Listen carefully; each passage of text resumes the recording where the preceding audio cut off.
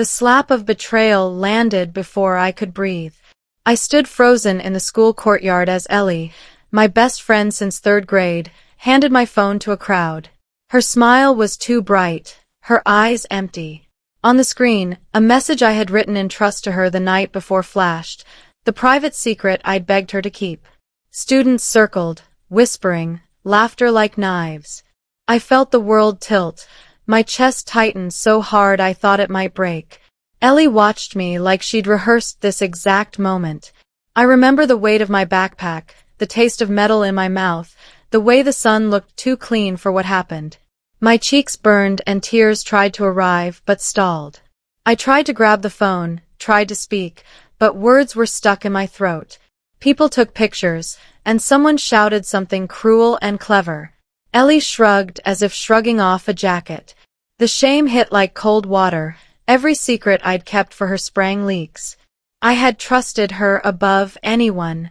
Now everyone knows the most private part of me. I never saw betrayal land so deliberately, so exact. My stomach sank, but something else, sharp and bright, rose inside me, resolve. I didn't run. I wanted to, but the courtyard seemed smaller, full of glances like spears. Ellie's laugh followed me to class. My hands shook when I opened my locker. Books slipped. Some kids avoided my eyes, others stared as if watching a show. I tasted humiliation in everything. I remember the teacher pretending not to notice. The rumor spread faster than the periods on the whiteboard. My phone buzzed with messages, questions that felt like digs, and one text from Ellie, "Don't drama." I read it twice, each letter punching me. How could she reduce me to a drama? That word polished the betrayal into performance. I retreated to the bathroom and watched my reflection. I looked like someone else, eyes swollen but steady, jaw set. Inside me, anger simmered. Not the wild kind that breaks things, but a cool, patient fire that is planned. I thought of all our shared lunches, secrets whispered under blankets, promises of forever friends. Each memory transformed into proof she had used me. I began to map possibilities. Why would she do this? Jealousy, pressure, a dare, her family. I needed facts, not panic. I decided then to learn everything she wanted hidden and use that knowledge to rewrite what happened. But revenge without heart felt empty. I wanted her to understand the weight of betrayal. The plan formed slowly, quietly, like a tide shaping sand. At home that night, I laid out our history like evidence on my desk. Photos, ticket stubs, notes we'd passed, traces of us. Each one now had a crease from being held too long. I traced the margins of our friendship, looking for the first crack. Middle school has been easy. She was vibrant, the popular kid with a secret softness for poetry. I was quieter, more grounded. Somewhere between high school and senior year, lines blurred. She started handing me off to new friends, then handing secrets off as though I was expendable. I thought of the night she gave my private message to the crowd. It was precise, like she wanted maximum damage. I built a timeline in my notebook. Small betrayals, awkward silences, a lost phone case that appeared in someone else's hand. Each entry sharpened my suspicion that this wasn't random. I needed proof beyond feelings. So I checked our group chats, the ones she bragged about, scanned social posts, and old codes in messages. I discovered vanished posts and edited captions, subtle erasures. Someone had been cleaning traces. My heart hardened into detective mode. I would not explode at her. I would reveal the truth with facts she couldn't spin. But there was a risk. Digging might expose things about me I hadn't meant to share. Still, I pushed forward. I wanted a payoff that changed everything, not a petty victory. The next day, I would follow her routine, watch her move, and see who else smiled when she did. The next morning, I sat at the bus stop early. Ellie's route was predictable. Same hoodie, same confident stride, the same laugh that folded people in. I watched her from 2 blocks away as if distance could make her less sharp. She met up with Harper and Nolan, faces like masks, Two easy smiles, the kind that conspire. They joked with pals, then separated, drawn into a small circle like moths to a flame. I trailed at a careful distance, learning the choreography of her life. She stopped at the coffee cart and spoke with a man I didn't recognize, older, with a camera slung over his shoulder. They touched briefly on the arm, like co-conspirators. My pulse lurched. Later at school, I caught her whispering with Harper near the trophy case, eyes bright, like they'd executed a plan. I recorded snippets of their conversations on my phone, quick clips that captured nothing clear but made my gut knot. One phrase repeated, "Control the story. Control the story. What story?" I felt the pieces click. This was organized. Someone was shaping narratives, deciding who looked good and who fell. My feeling of being used shifted into a wider suspicion. Ellie was not just betraying me, she was part of a system. The stakes rose. This wasn't small meanness anymore. Someone else might be pulling strings, and I had become a pawn. My resolve evolved. I had to save myself and possibly others. I would expose the choreography, but I would be careful. The more I dug, the more dangerous the web felt. That night, I replayed the morning in my head. Control the story became a mantra. I scrolled through Ellie's social posts, comments, tagged photos, and noticed a pattern.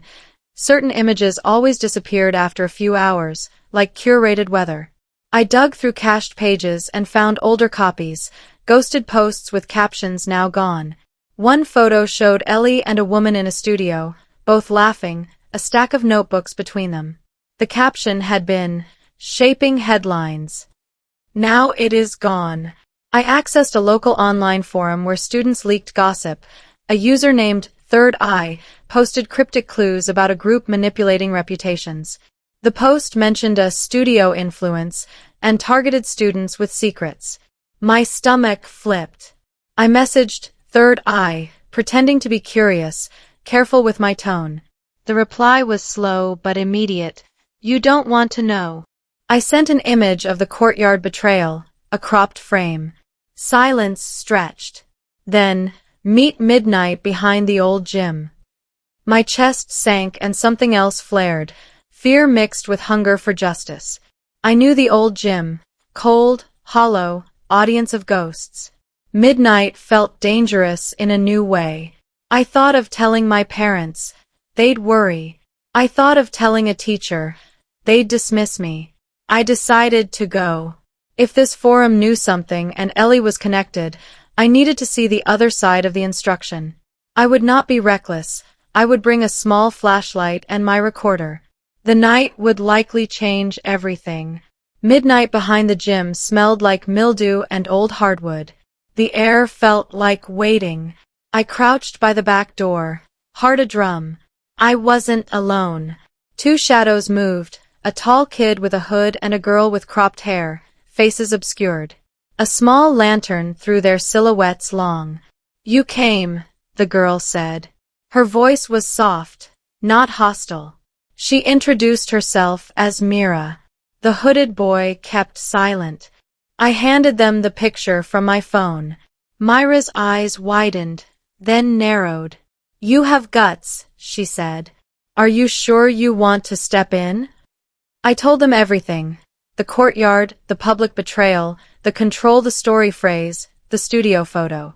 They listened without surprise, like the town had its undercurrents and I'd finally stepped into them. Mira explained a network. A few students and an outside agency manipulated reputations for favors. They recorded and planted content to make people look a certain way. "Ellie's not the villain alone," Mira said.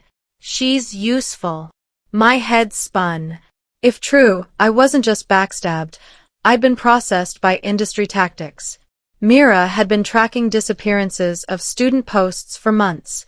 She offered a plan: gather evidence, expose the coordinator, and show the pattern to the school board and parents. "It won't be pretty," she warned. I thought of public exposure. My secret laid bare anyway. But exposing them might free others. I agreed, despite fear. We set tasks. I'd collect proof of Ellie's ties. Mira would dig into the studio and contacts. The hooded boy took a name, Jonah. He nodded once and vanished into the night. The next week, school felt like a stage waiting for a fire. I played my part, attending classes, pretending to be okay, while gathering proof. I was careful. Photos of Ellie's studio meetup, receipts, a social post that tagged the studio's official page before being scrubbed. It wasn't easy. Ellie seemed to watch with sharpened calm.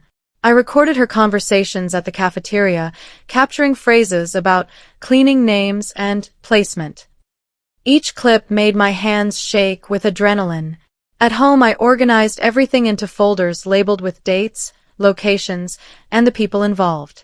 Mira texted updates. She'd found a contract template on the studio's website that included clauses about image crafting for minors. It felt like decisive proof that someone was monetizing our reputations. I realized the stakes were beyond school drama. Legal gray areas, reputational control, and possible exploitation. I almost told my mom, but I worried about the exposure of my private message in the process. This double bind tightened my chest. Still, evidence gave me courage. I wrote an anonymous tip to a local journalist, attaching a few redacted items. The response came cautiously optimistic. Meet at the cafe. Proof matters. I felt a flicker of hope tinged with fear. The journalist could amplify everything, but what if this backfired on me? I considered pulling out, but the thought of more kids being manipulated held me to the plan. That night, I rehearsed my statements, prepared for questions, and suddenly felt the weight of responsibility. I wanted justice, not revenge that was crushed, but correction that healed. At the cafe, the journalist, Mr. Hale, was shorter than I imagined, with kind, tired eyes. He asked careful questions, the kind that make someone honest. I handed him my folder, photos, receipts, and the contract clause Mira found. Mr. Hale listened, tapping his pen slowly. He asked about motive, about Ellie's role, and whether I suspected adults. I told him about the studio and the cameraman in the morning, and how Ellie's smile had changed into something used. He urged caution. If this story has teeth, it will bite back, he said. He promised to check sources but warned me about anonymity. I left feeling both lighter and more exposed. The next days were a blur. Mr. Hale confirmed the studio registered as a small PR firm and had ties to a local agency. He asked for more corroboration and hinted he had a contact at the school board. Meanwhile, Ellie's behavior escalated. More pointed remarks in class, a new ally who targeted me in group projects. I could sense pressure mounting on me. My peers whispered louder, and some teachers seemed to avoid confronting the popular clique. Then Mira called with a frantic voice, "They know someone's looking." The message made my stomach drop. I felt watched. I tightened my plans. We accelerated evidence collection, documenting Ellie's meetings, calls, and a suspicious van seen near the studio. Everything felt precarious, like walking a thin wire with a net below that might disappear at any moment. I tried to remind myself why I started, to stop this control. That thought anchored me. Pressure hit like a physical thing. Someone slashed the tires of my bike, leaving a note, "Mind your business." My hands shook as I read it. Fear tried to collapse me into silence, but the note burned into anger. I went to school with the note in my pocket, unshowing a secret badge. People looked at me differently. Sympathy, suspicion, or amusement. Ellie acted like she had nothing to do with it, but I caught the flicker of satisfaction in her smile once. Jonah met me in the library and handed over a memory card. "We recorded a meeting," he whispered. The video showed Ellie with the studio woman. Explicit discussion about which student stories to enhance and who to sacrifice for bigger gains. Ellie didn't mention my name, but she laughed about a dramatic reveal that would boost visibility. My throat tightened. The evidence was clearer. This was planned manipulation for reach. We shared the memory card with Mr. Hale, who began building a narrative for a potential exposé. But he insisted we remain careful. Tearing open a system invites counterattacks. That afternoon, Ellie cornered me near the lockers. Her voice was soft, almost tender. "You shouldn't make enemies of people who can shape your future," she said. The threat was polite and cold. I left, feeling the net closing. My family noticed my quiet. My little brother asked if I'd been crying. I lied. That night, Mira uncovered bank transfers from the studio to unknown accounts tied to a consultant. The money trail suggested organized influence. The stakes were not just social, they were business. I realized exposing them would involve adults with power. Things shifted faster. Mr. Hale prepared his piece and wanted to go public. He asked for final corroboration and offered to publish in a week. I felt both relief and apprehension. The week was a countdown. I kept collecting proof, emails, more recordings, and a signed note, an accidental pen mark from the studio's client list that matched Ellie's initials. With each item, the picture sharpened, a network profiting from our reputations, using kids as content. On the fourth day, everything turned. My locker was vandalized with crude messages about me and my secret. The principal called a meeting with the senior class for next morning, citing well-being concerns. I suspected a setup, a preemptive move to control the narrative. That night, Ellie texted, "Let's fix this. Meet me." I wasn't sure if she wanted to confess or entrap me. I agreed, determined to get a direct answer. We met at the old bridge, a place with memories flooded with teenage promises. She looked almost apologetic. "I never meant for it to go that far," she said, voice small. But when I asked why she handed my secret out, she deflected, blaming pressure from the studio and the need to stay relevant. Her admission sounded like an excuse. I pressed, "Who in the studio told you to do it?" Ellie stared at the river, then spat a name I didn't expect, the studio owner's last name. It was a pivot. She claimed coercion. That twist changed the game. If coercion existed, she might be both victim and perpetrator. Ellie's claim complicated everything. If she was coerced, she might cooperate. If she lied, I'd be fooled into mercy. I had to verify. I asked Jonah to find proof of direct orders. He hacked a small archive and found an email thread between the studio owner and Ellie's contact. The messages were transactional, requests for dramatic content rollouts and deadlines. One message hinted at a threat: "Keep compliance or your access ends." It wasn't explicit blackmail, but the tone was controlling. I felt both relief and bitterness. Relief because coercion was plausible, bitterness because my trust had been bent into bargaining chips. Mr. Hale's story grew more complex, and he suggested we include Ellie's possible coercion angle for fairness. I worried about legal consequences for her, though. I had imagined public vindication, not the collapse of a friend. I started to wonder whether revenge should mean ruining someone or saving them from ruin while exposing the system. I confronted Ellie with the email thread at school in a tense hallway exchange. She didn't deny it. She cried and admitted she'd been scared of losing the only people who made her feel seen. Her tears were real, but they did not heal the rupture. I realized the truth here had many layers: selfishness, fear, survival. My anger softened into something else: complicated sorrow. I made a choice. I would still expose the system, but I would allow room for Ellie to face consequences with honesty, not destruction. The news piece would need balance. Mr. Hale's article ran. The headline hit like thunder: "Local studio accused of manipulating teen reputations." The story laid out our evidence, quoting anonymous voices. Overnight, the studio became a scandal. Parents called meetings. The school board demanded an inquiry. The studio's website went dark. Social media exploded. Some cheered, others defended the studio as unfairly targeted. Ellie disappeared for 2 days. I felt relief and dread. The exposure had consequences beyond my plan. Teachers were frantic, administrators scrambling. Parents read conversations they'd never seen.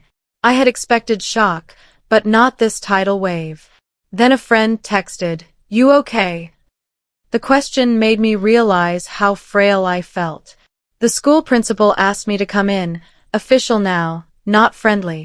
I met with a counselor, told a toned version of events, and refused to make public accusations beyond what I'd already given to Mr. Hale. The board launched an investigation. Subpoenas were threatened. For a while, it felt like justice was fast-forwarding. But then, a counterstory rose, a campaign to discredit me and others who spoke up. Anonymous posts painted us as attention seekers, and old photos of my private life reappeared in corners of the internet. Someone had weaponized my vulnerability into a smear. The twist was cruel. In exposing manipulation, I'd opened myself to manipulation. I realized battles in public sway could wound the vulnerable most. I gritted my teeth. This was getting darker. The goal remained, expose the system and protect those hurt, including Ellie if she genuinely cooperated. Ellie returned, pale and guarded. The school hall felt like a courtroom. Whispers fluttered like trial papers. She asked to meet. We chose the library, a neutral place dense with silence. Her hands trembled. "I didn't know how to stop," she said softly. She admitted to following instructions because she feared losing access to performance groups and influence. She showed me messages where studio people promised roles and opportunities. The contracts were small but coercive. Her confession unfolded like a plea. I listened, feeling the old warmth of history battling my sense of betrayal. The library seemed to hold our ghosts of shared laughter. She asked for help, legal protection, and a chance to tell the truth fully. I saw that her humiliation matched mine, but I also remembered her deliberate moment of handing my secret to a crowd. Compassion warred with bitter memory. We agreed to go public together, to speak at the board meeting with a combined account that included coercion and betrayal. I hoped collaboration would limit retaliation and create a stronger case. The twist here was alliance. Former betrayer and betrayed joining to expose the roots of corruption. The risk was enormous. Public testimony could destroy both of us socially. Still, the board needed to know everything. We rehearsed our statements and coached each other. In the process, a fragile trust started to stitch. It wasn't friendship yet, but a practical truce with honest acknowledgement. The board meeting packed the gym like a showdown. Parents, students, and cameras filled every seat. My palms sweated as I stood to speak with Ellie. Our statements were prepared, honest with room to breathe. I told my story first, the courtyard betrayal, the ripple of shame, and the evidence of systemic manipulation. My voice wobbled but steadied as I recited facts. Then Ellie spoke, admitting coercion and her own cowardice. Her voice cracked. The room held. Mr. Hale's article had primed some, but hearing us live shifted reactions. Some faces turned protective, others skeptical. The studio owner did not show. Members of the board promised an investigation and temporary measures for student safety. After the meeting, people flocked to us, some with gratitude, others with weapons disguised as concern. A woman I didn't know grabbed my hand and whispered, "You saved my daughter." That moment tasted bittersweet. But the twist came 2 days later. A public figure in town published a rebuttal article with anonymous sources claiming we'd staged the scandal for attention. The smear spread like pollution. Even with the board's promise, the social backlash intensified. My private secrets that once circulated casually now became ammunition in a larger fight. I realized justice required endurance and strategy, not just the truth. We needed to secure legal counsel, witnesses, and clearer proof. The board's promises were steps, but the tide of public opinion could drown us if we didn't shore up defenses. We found a pro bono lawyer through a parent connected to Jonah. Her name was Ms. Alvarez, sharp, tireless, and fierce in a courtroom way. She read our files like a map and pointed to vulnerabilities and strengths. She insisted on preserving anonymity for some sources and called for subpoenas for studio records. Her confidence made me feel less alone. She also warned that the smear campaign would escalate, likely digging into our pasts for anything usable. We planned strategically, preserve evidence, gather more witnesses, and take measured public responses. Meanwhile, Ellie met privately with investigators. She gave access to her messages and contracts. Her cooperation made the studio's position wobble. But the smear machine kept working. A viral post accused me of lying. It included a manipulated screenshot of my message as though I'd fabricated the betrayal. I felt hollow with anger. Ms. Alvarez filed a takedown request and prepared a defamation counter. The legal side made everything more adult and complicated. I balanced school life and legal meetings, homework blurred with subpoenas. Yet as the pressure mounted, a twist of solidarity emerged. More students reached out with small, similar stories, edited posts, pushed narratives, favors in exchange for silence. It became clear the studio's reach had touched more lives than we thought. Our case transformed, no longer just my revenge, but a wider fight for anyone who'd been used as content. I felt a strange pride tempered by exhaustion. The studio's owner was brought in for questioning. He wiped his palms on his suit like someone pretending composure. Under questioning, he claimed ignorance of coercion and blamed a few rogue employees. His testimony shifted like smoke. But documents Ms. Alvarez uncovered told another story: payment schedules, lists of target students, and an internal memo about maximizing engagement through personal narratives. The evidence painted a system. The town split. Some supported us publicly, while others whispered that we'd ruined a small business unfairly. The studio took down old posts and issued an apology that read like a lawyer's draft. That didn't satisfy many, especially those whose lives were reshaped by engineered stories. Meanwhile, the smear continued to target our backgrounds. Someone released a private video of me crying, edited, looped, to imply I'd rehearsed sorrow. Watching it made bile rise. I wanted to fight back with the truth, but every time we responded, another old wound surfaced. At school, a surprising twist hit. Harper, one of Ellie's cronies, reached out to me secretly. She handed over a voicemail showing a studio executive instructing her to nudge certain students into revealing posts. Her apology felt shaky but real. Harper's defection added an insider voice to our case. The chain of testimonies began to form. Pieces assembled into a clearer picture. Not simply a scandal, but a machine that consumed trust and spat out stories for profit. I felt the tide slowly turning toward justice, but the cost was visible on my tired face. As the investigation continued, I found an unexpected ally, my drama teacher, Ms. Patel, who had always encouraged truth-telling in performances. She offered the auditorium for a student forum to discuss online safety. At first, attending felt risky. The auditorium could become another stage for attack. But I chose to speak.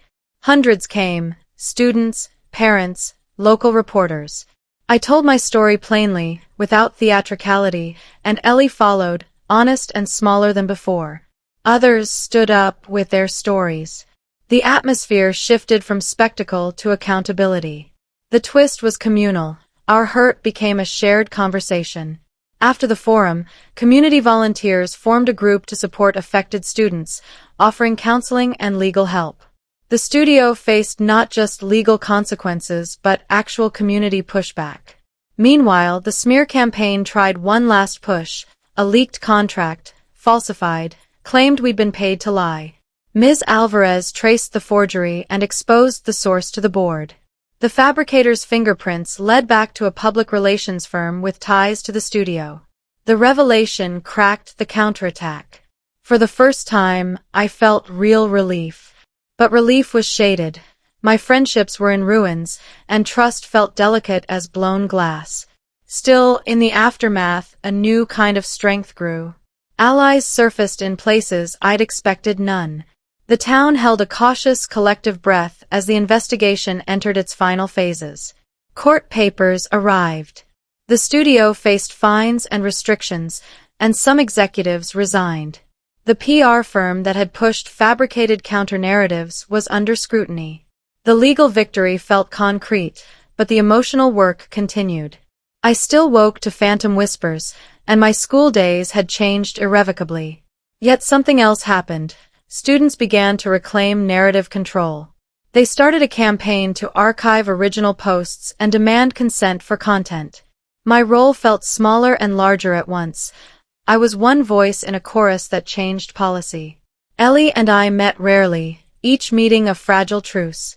One afternoon, she brought me a notebook, her own, filled with apologies and reflections. She had started writing about what it felt like to be both coerced and complicit. I read a passage where she admitted the precise moment she chose popularity over loyalty. Her honesty stung and soothed. We didn't become best friends again, but we found a way to acknowledge pain and responsibility. The twist here was healing as a process, not instant fix. The town moved forward with new safeguards. I felt the thrill of victory mixed with a slow grief for what friendship had been and what it became. I realized revenge wasn't the answer I wanted. Reform, accountability, and understanding were the real triumphs. Time smoothed sharp edges. Graduations approached with a new policy book in the hands of administrators. The studio's doors closed temporarily, employees scattered, and legal settlements began. The smear campaign faded into the background noise of the internet, replaced by fresh scandals elsewhere. Life at school felt quieter, though the memory of betrayal stayed like a scar. I kept a journal, small entries that tracked feelings and small recoveries. Friends who had fled returned slowly, like cautious birds. New bonds formed with people who had been on the margins before. I applied this carefulness to relationships, deciding to trust but verify. Then a new twist rattled the calm. A documentary filmmaker contacted Mr. Hale, proposing to make a film about the scandal. He wanted to interview me and Ellie. The idea felt invasive yet powerful. I wrestled with consent and legacy. Would the film tell the whole truth or sensationalize our pain again? We met the filmmaker and set strict terms. Control over how our stories would be presented, consent over what scenes could be used, and a commitment to highlight systemic issues rather than personal spectacle. The filmmaker agreed. The possibility of a broader reach made me nervous but hopeful. If handled ethically, the film could prevent similar schemes and give voice to many. It felt like turning private pain into public protection. Filming was strange. Cameras in my face, lights warming spots on my skin where scars lived. I told my story plainly. Betrayal, investigation, aftermath. Ellie filmed too, her voice steadier now. The crew respected our boundaries and highlighted legal changes the town adopted. Watching the footage later was strange. Seeing my younger self betrayed on screen was like revisiting a wound. But the twist was catharsis. The film helped me articulate feelings I hadn't fully understood. Screening night came with nerves. The crowd included parents, students, and people who'd been skeptical. The film didn't sensationalize. It invited empathy and critique. Afterwards, conversations hummed into the night. I received messages from students across the state thanking me for speaking up. The impact felt real. Yet not everyone forgave me. Some still held grudges, and that was okay. I couldn't change everyone's heart. The revelation that our small rebellion sparked policy changes in nearby schools was comforting. The film's reach meant the story wouldn't die in gossip. Small ripples became waves. I realized that my desire for revenge had evolved into building shields for others. The twist was transformation. Pain turned into protection, and my narrative shifted from victim to maker of change. Months passed. The studio's legal settlement included a fund for student counseling and a clause banning targeted manipulation. The PR firm paid fines and agreed to transparency audits. The town felt patched in places, though not wholly repaired. Personally, I learned boundaries and how to say no before giving away pieces of myself. Friends celebrated small wins with me. My family hugged with cautious pride. The most surprising twist came from within. People I barely knew sent me notes about bravery and honesty. One letter from a girl in freshman year said she'd kept from sharing a secret because she'd seen what happened to me. That single line felt like currency, proof that my ordeal changed someone's choices for the better. Ellie applied to community service programs and started volunteering in digital literacy workshops. Her efforts didn't erase the past, but they were honest attempts to rebuild. We occasionally sat on a bench near the river, trading small updates about classes and families, never reaching old intimacy but finding a workable peace. I learned forgiveness wasn't forgetting. It was choosing to stop letting pain rule my actions. The twist was subtle. Healing was not heroic fireworks but steady, daily repair. School ended and summer loosened routines. I worked part-time at a library, cataloging books and learning patience. The town felt quieter, the scandal a chapter rather than the whole book. One afternoon, a college scout visited and complimented my writing. Apparently Mr. Hale had shared excerpts. Suddenly, possibilities unfurled. I considered studying journalism to help others tell true stories ethically. The thought of using my experience to protect people felt right. Ellie cheered from the sidelines, genuinely supportive. We both spoke at a youth media ethics workshop, offering practical advice and personal stories. The crowd's faces were earnest. We answered questions honestly about manipulation and consent. The twist was empowerment, turning harm into expertise. Even so, shadows remained. Sometimes photos from months ago reappeared in odd threads, and I'd have to contact platforms. But handling those moments felt less like panic and more like tasks. I had systems, friends, and legal backup. I felt sturdier. The town changed. Schools added curriculum about consent and media literacy, and students learned to archive their content. My role felt quieter but meaningful. I had imagined revenge as theatrical retribution, but instead found quiet change that reshaped policy and people. As autumn painted trees in warm colors, I reflected on the year. The journey from betrayal to reform was messy, full of surprises and pain, but necessary. I visited the old courtyard where it began. The bench where my secret was shown stood empty, sunlight painting patterns on the pavement. I sat there and remembered the slap of betrayal as if it were an echo from another life. A boy passed and smiled. I nodded. Life had built small joys again. I met with Mira, Jonah, and Harper at a cafe, a strange band of allies bound by upheaval. We laughed about small things and planned a student council petition to expand digital protections. The twist was the community becoming family in unexpected ways. My relationship with Ellie settled into a quiet equilibrium. We were part of the same history but separate present-day selves. I started a blog about consent and storytelling, writing in plain words so younger readers could understand. The feedback came gradually: thank you notes, shared stories, and cautious praise. I realized the revenge I once craved had been replaced by responsibility and action. Each step forward felt like reclaiming pieces of myself. The pain did not vanish, but it shrank to a manageable size. I had hoped for closure. Instead, I found continued work and purpose. Winter arrived, layering frost like a soft promise. The legal cases wound down, and policies became law. The studio reopened with new management and oversight, but trust in them stayed fragile. I graduated with a speech about responsibility and the power of stories. I spoke in simple words, telling students to guard their privacy and demand consent. Parents and teachers applauded. I felt the weight of a journey turned into a lesson. After graduation, I received an unexpected message, an invitation to speak at a national conference on media ethics. The offer stunned me. I thought of the kid behind the scandal, the phone in the courtyard, and how that moment changed everything. Preparing for the conference, I wrote my key points: honesty, accountability, systems change. The twist of fate felt surreal. From betrayed to keynote speaker. I accepted, mindful of boundaries and intent. The conference would let me push the conversation beyond our town. Ellie supported the idea, offering logistical help. The road ahead felt open, not as vengeance but as a mission, ensuring others didn't suffer as we did. On the day of the conference, lights and cameras focused on a stage where I stood. Elizabeth, The girl once betrayed in a courtyard, now speaking to a room of people who could change systems. My voice trembled initially, but steadied with every honest sentence. I told the story plainly. The betrayal, the network, the pain, and the reforms.